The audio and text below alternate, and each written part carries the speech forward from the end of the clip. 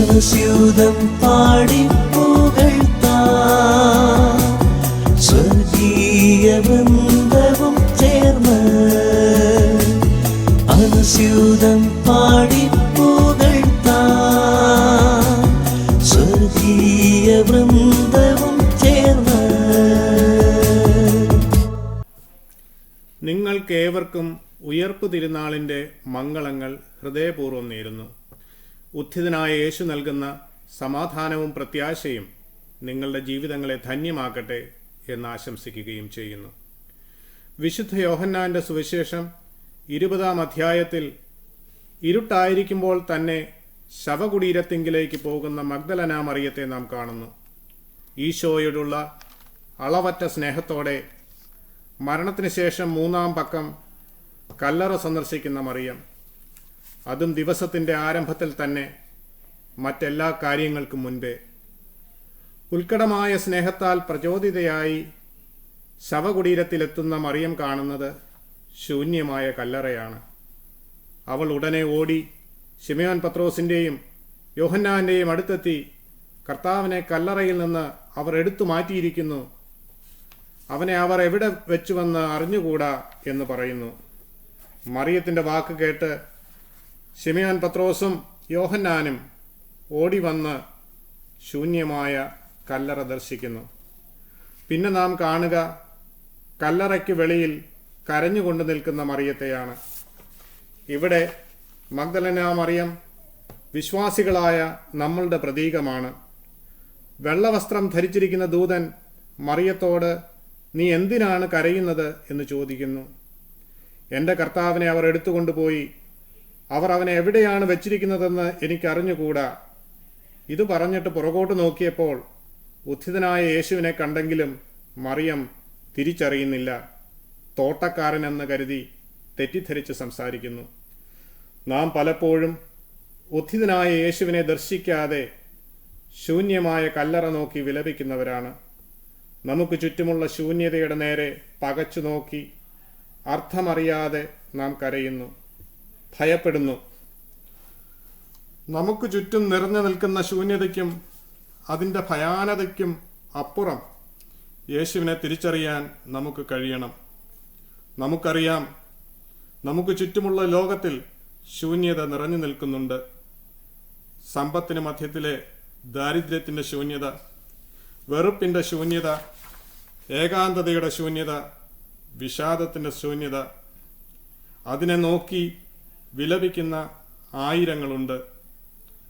സാംസ്കാരികമായി പുരോഗതി നേടി എന്ന് പറയുന്ന രാജ്യങ്ങളിൽ മൂല്യശോഷണത്തിൻ്റെ, വൈകൃതങ്ങളുടെ, സ്നേഹമില്ലായ്മയുടെയൊക്കെ ശൂന്യത നാം കാണുന്നു. ഇൻ്റർനെറ്റിൻ്റെയും മൊബൈൽ ഫോണിൻ്റെയും ഈ യുഗത്തിൽ ഒരു വീട്ടിനുള്ളിൽ തന്നെ പരസ്പരം പങ്കുവയ്ക്കാത്ത ഹൃദയങ്ങളുടെ ശൂന്യത മനുഷ്യനെ വലയ്ക്കുന്നു. എന്നാൽ ഉത്ഥിതനായ യേശു നമ്മോട് ആവശ്യപ്പെടുന്നത് ഈ ശൂന്യത നോക്കി പകച്ചു നിൽക്കാനല്ല, മറിച്ച് അവിടുത്തെ ഉയർപ്പിൻ്റെ പ്രത്യാശ ഉൾക്കൊണ്ട് മറ്റുള്ളവരിലേക്ക് അത് പകരാനാണ്. അപ്പസ്തോല പ്രവർത്തനം 9-ാം അധ്യായത്തിൽ തബീത്തയെ ഉയർപ്പിച്ച് യോപ്പായിലെ തളർന്നുപോയ വിശ്വാസത്തെ പ്രോജ്വലിപ്പിക്കുന്ന പത്രോസിനെ നാം കാണുന്നു. അതുപോലെ ലോകമധ്യേ ഉയർപ്പിൻ്റെ സന്ദേശവാഹകരാകാൻ നമുക്ക് കഴിയണം. സഭയിലെ വിശ്വാസത്തെ വളർത്താൻ നമുക്ക് സാധിക്കണം. ഉത്ഥിതനായ യേശു നിങ്ങളെ നയിക്കട്ടെ.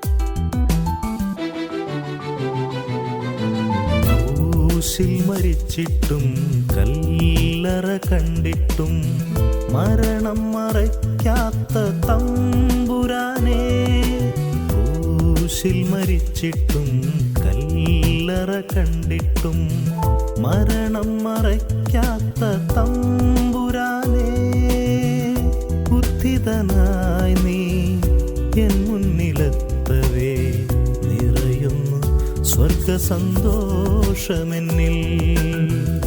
ഉത്ഥിതനായി നീ എൻ മുന്നിലെത്തവേ നിറയുന്നു സ്വർഗ സന്തോഷമെന്നിൽ. ഹല്ലേലൂയ പാടിടാം ഞാൻ മാലാഖവൃന്ദമൊപ്പം. ഹല്ലേലൂയ പാടിടാം ഞാൻ മാലാഖവൃന്ദമൊപ്പം. എന്നെന്നും ജീവിക്കും നാഥന്, എന്നെന്നും ജീവിക്കും നാഥന്.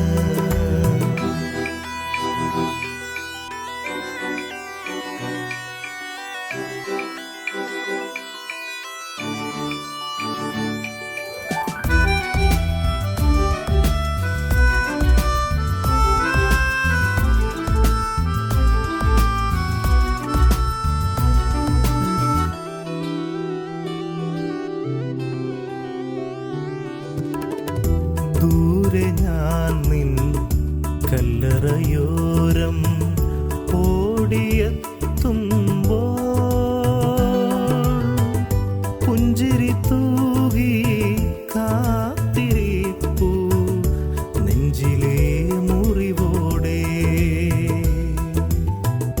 ദൂരെ ഞാൻ നിൻ കല്ലറയോരം ഓടിയെത്തുമ്പോൾ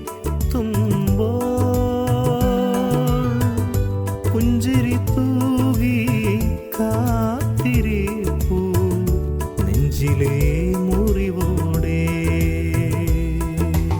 ഈശോ വന്നിടുന്നു, എന്നെ പുൽകിടുന്നു, ജീവൻ നൽകിയിടുന്നു. സ്വർഗമൊരുക്കുന്ന നിത്യജീവൻ, സ്വർഗമൊരുക്കുന്ന നിത്യജീവൻ. ഹല്ലേലൂയ പാടിടാം ഞാൻ മാലാഖവൃന്ദമൊപ്പം.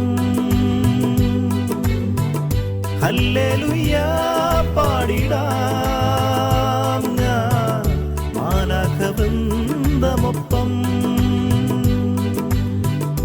എന്നെന്നും ജീവിക്കും നാഥന്, എന്നെന്നും ജീവിക്കും നാഥന്.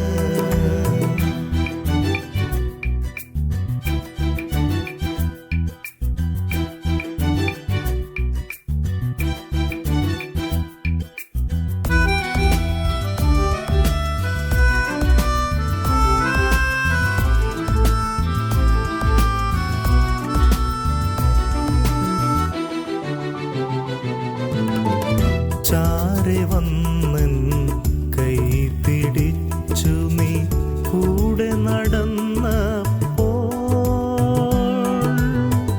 ഓർമ്മയിലെത്തി ഗുരുവന്നേകിയ ദൈവിക സന്ദേശം. ചാരെ വന്നൻ കൈ പിടിച്ചു നീ കൂടെ നടന്നപ്പോൾ ഓർമ്മയിലെത്തി ഗുരുവന്നേകിയ ദൈവിക സന്ദേശം. ഈശോ ജീവിക്കുന്നു, എന്നിൽ ജീവിക്കുന്നു, നിത്യം ജീവിക്കുന്നു. ഉത്ഥിതനായ എൻ്റെ ഹൃത്തിനുള്ളിൽ, ഉത്ഥിതനായ എൻ്റെ ഹൃത്തിനുള്ളിൽ. ക്രൂശിൽ മരിച്ചിട്ടും കല്ലറ കണ്ടിട്ടും മരണം മറയ്ക്കാത്ത തമ്പുരാനേ, ഉത്ഥിതനായി നീ എൻ മുന്നിലെത്തവേ നിറയുന്നു സ്വർഗ സന്തോഷമെന്നിൽ. ഹല്ലേലൂയ പാടിടാം ഞാൻ മാലാഖവൃന്ദമൊപ്പം. മാലാഖവൃന്ദമൊപ്പം ഹല്ലേലൂയ പാടിടാം ഞാൻ മാലാഖവൃന്ദമൊപ്പം എന്നെന്നും